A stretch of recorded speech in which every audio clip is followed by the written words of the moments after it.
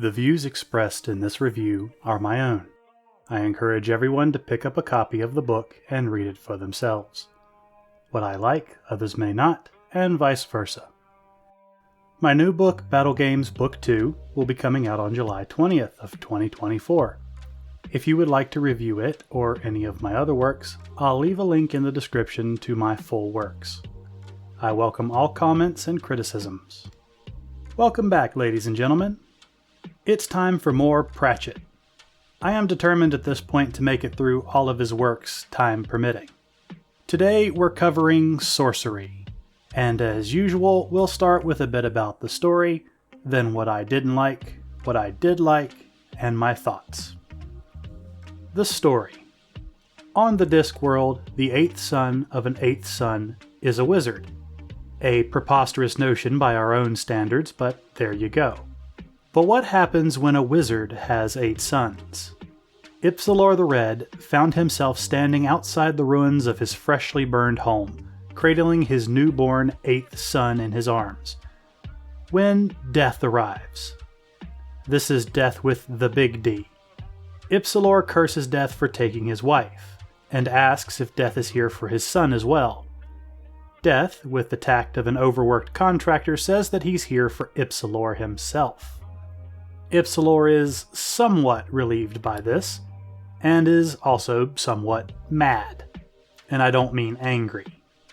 He brags to Death that even though the wizards of Unseen University kicked him out, he has had 7 other sons, each as powerful and capable as himself, which he says is far more than the thankless wizards who banished him for doing what men and women do if you leave them in each other's company long enough. He even brags about his metal staff, which is odd, bordering on taboo for wizards. Death is intransigent, as Death tends to be, and he simply humors Ipsilor's ravings. Until Ipsilor proclaims that he will change fate, and he will curse the wizards who threw him out, that all the wizards at the university will bow to his son's power and abilities. This is because the 8th son of a wizard is not a wizard, but a sorcerer, and instead of being able to simply manipulate the magic of the world, they're a source of new magic into the world. Death tells Ipsilor that fate must be left a chance for him to fail. After a weak attempt at an unreasonable position, i.e., he said until hell freezes over, to which Death informs him that he cannot update him on the weather in the other world. Ipsilor then settles on his son casting away his staff to never pick it up again. Something that is also fairly taboo among wizards. Ipsilor then passes his metal staff to his son. When both are gripping it and Ipsilor is monologuing, lightning strikes and Ipsilor is killed. The child, now named Coin, remains unharmed. Death attempts to collect Ipsilor's soul, which he discovers to his annoyance is now in the staff, and he can't claim it without upsetting fate. Ipsilor is now primed to use his son's power for his own petty revenge. And that is where I will stop the story. This is the end of the first of 68 chapters, and it does a really good job of setting up the story, and I really don't want to spoil it. So we'll be moving on to dislikes. I want to get these out of the way first because they're really petty. First of all, some of the story is a little too meta. I know, it's Terry Pratchett, and that's just the thing he does. His stories are meant to be silly and not taken seriously, but some of the real-world references pull you out of the story a little bit too much and make the story feel lesser for it. This book bumps a little closer to true fantasy than most of other Pratchett's books that I've read so far. It feels like the world is becoming more solid, and when we cut to compare something to a real-world item, it cheapens it. A good example of this is when Coin starts changing the rooms of Unseen University. He expands a broom closet to the size of an aircraft hangar, and a once great hall to the size of a police box. These comparisons, especially the second, aren't needed. We already have something the size of the inside of a police box, a broom closet. There are a few other comparisons like this in the book. But the thing is, the series is long enough that we can reference things we've already seen in some other books that have a quite common fantasy equivalent. It is possible I'm looking into this through modern bias. I know these books are old, and fantasy as a genre wasn't always the massive thing it is today. This is also a petty complaint, like I said before. There's also a weirdly broken love triangle between Rincewind, Konina, and Nigel. The romantic feelings that Rincewind has for Konina that are addressed feel a little forced, and I get that it's part of Rincewind's other arc of coming to grips with his own feelings and wants. Then this arc is thrown away the moment Konina meets Nigel. Then that's thrown away when Nigel turns out to be just as weak as he appears. Until he's not near the end, and he basically tells her to shut up and go away. I'm not sure if this is another meta-commentary on Pratchett's view of how to get women, but it struck me as a little odd. And these really take nothing away from the rest of the story. Now that I've dug as much as I can into a story I really like for something to complain about, let's get into my likes. In case you haven't noticed, I like to put the bigger of these two sections second. It doesn't always work like that, because I'm a little chaotic. First off, I love how in-depth we get into what the Wizards of Discworld are.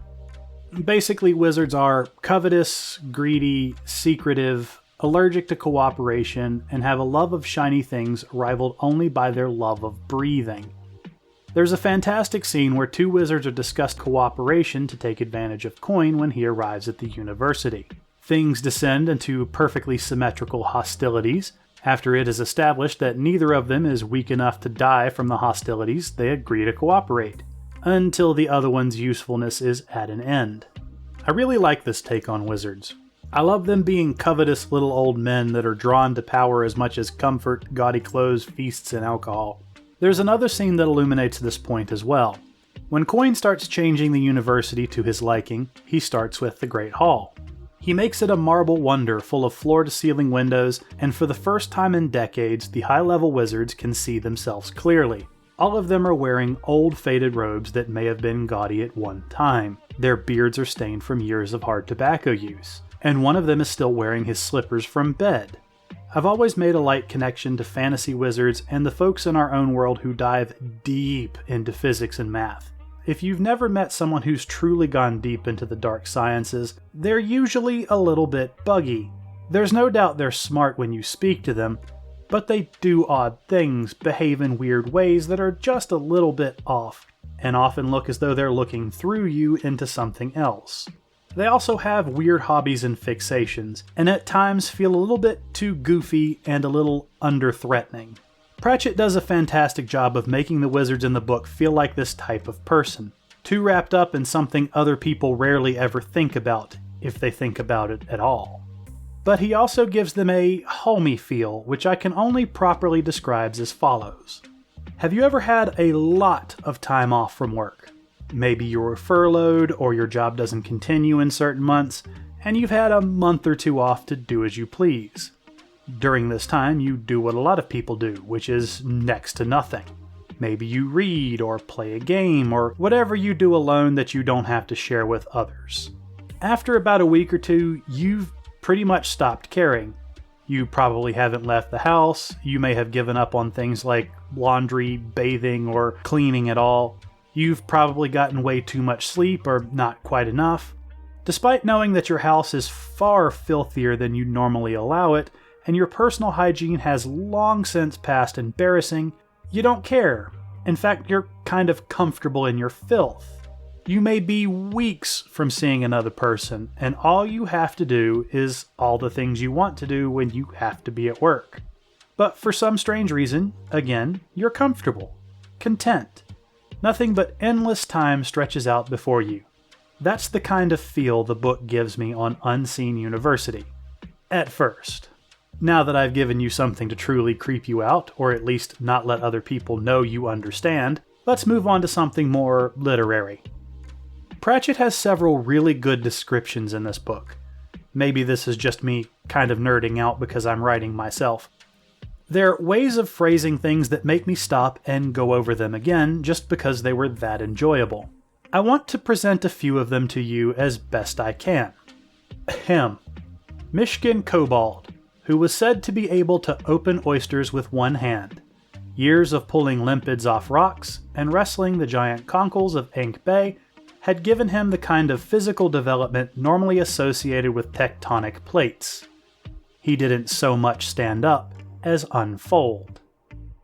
This does a fantastic job of conveying just how big this man is, but it also gives us a great idea of the presence he carries.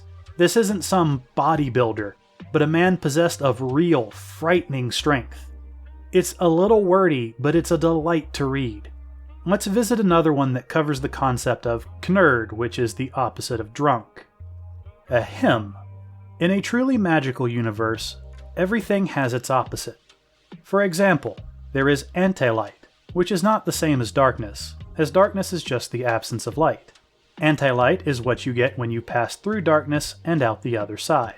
On the same basis, a state of knurdness isn't like sobriety. By comparison, sobriety is like having a bath in cotton wool. Knurdness strips away all illusion, all the comforting pink fog in which normal people spend their lives, and lets them see and think clearly for the first time ever. Then after they've screamed for a bit, they make sure they never get knurred again. End quote. Yes, this is just a little funny touch. The concept of something on the opposite side of sobriety from drinking. Awareness so acute it's frightening. This is also just a small throwaway bit from the story. It's not tremendously important, but it builds the atmosphere. It's a delightful tidbit that keeps you amused. But I like a little bit more sway in the seriousness of my stories. I like things to be a little bit silly before they get serious. To have some levity before the world comes crashing down.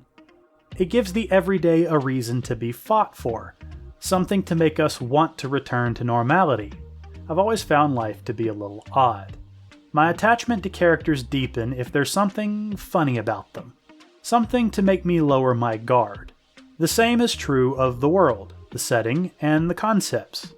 I can think of a few shows where a silly design and a weird character cause people to latch on all the harder when something sobering hits. Maybe this is because it feels more like it's something happening to your friend instead of the stalwart, never-faltering uber hero who takes on armies and always comes out on top. That will lead me to our main character in this book, Rincewind. I'll do my best not to call him Rincewald this time. In the beginning of the book, Rincewind is lamenting his lot in life. Magic seems out of his grasp, and by all accounts he's a bit of a failure. When plot is happening elsewhere, he's at the bar, fantasizing about magic as it used to be. He's wishing for excitement and adventure. Then adventure and plot come to him, and he immediately tries to run for it. I'm sure many of us can relate. We dream about finding a different job, packing up all of our stuff, and moving somewhere else with more excitement, starting a new life in a new place. Then the madness dies down. We get a bit of thought into it, and we decide to simply enjoy the small pleasures we've found. Rincewind does not have this luxury. Ever since he took that trip with Two-Flower in the first two books, trouble just comes looking for him. Much of the book is Rincewind looking for ways out of his particular situation. He doesn't want to get involved, but duty and guilt drag him along in an attempt to save the world as he knows it. Obviously, this fails. Rincewind doesn't have much influence when it comes to magic as he's a failed wizard, and a coward. In a lot of ways, he has the response of the common man. He's frequently brought into dangerous situations he doesn't want to be in and stands to gain nothing from. Logically, he wants to leave. Sadly, this is a wish that's never granted, as adventure, and life for that matter, want to drag him along kicking and screaming. Here's where I'll get into some spoilers, so I'll give you a chance to skip ahead to my thoughts if you want. 3, 2, 1. As we've established, Rincewind is a coward, and generally will not act unless given no other option. He breaks this rule twice. The first is when he realizes only he can oppose the sorcerer, and rises to the top of the Tower of Sourcery armed with nothing but a half-brick and a sock. And the second is when he sees Coin, the 10-year-old sorcerer, pulled into the dungeon dimension, alone, scared, and unsure. It's like he saw a bit of himself in the boy, and didn't want to leave him to his fate. He encourages the boy to run, to leave the dungeon dimension while he stays behind to make sure he won't be followed by the horrible denizens that are there, armed with his second sock that is now filled with sand. He even takes the initiative and attacks one of the creatures trying to follow Coin. He did all this when the other wizards, acting more as Rincewind normally would, fled. So let's get into my thoughts. I really liked this story. It's a very good take on the reluctant hero. Rincewind is not a role model. In all other senses, he's a failure. Unlike the successful in his field, he faces down the horrors they all ran away from for no other reason than to save a young boy who had also been forced into something he didn't want to do. It also brings to mind something else that's always kind of haunted my thoughts. When I was growing up, Dragon Ball Z was first making its debut in the United States. I absolutely loved the show. Probably because I was about 10 at the time, and given how infrequently I got to watch it, it's a wonder I was able to piece it together. Eventually, in my late teens, I sat down and watched it in full. Years later, DBZ Abridged came out. At first I found it a little funny parody of a show I loved. Then we got to the end where Goku sacrifices himself to save his son. Somehow, the funny idiot Goku from the parody hit me harder than the original. I couldn't figure out why this was, but over the years I think I've figured out why, and this book has a similar issue. Why do funny characters finally getting serious hit so much harder than a character who's serious all along? It's because you're closer to them. The humor breaks down your walls, they feel more like a person. They're more endearing. It makes their need to stand and do what they must all the greater. It's hard to feel for the hero who was born and is willing to sacrifice themselves for the good of the world. They can feel like a machine just accomplishing their ends. But when a normal person, someone who's made you laugh, that you can understand, must stand and do what others sensibly run away from, that feels like real heroism. The hope that we all have the courage of Rincewind, who faced down the horrors of another dimension with nothing but a sock full of sand, to save a 10-year-old boy. Good luck, everyone.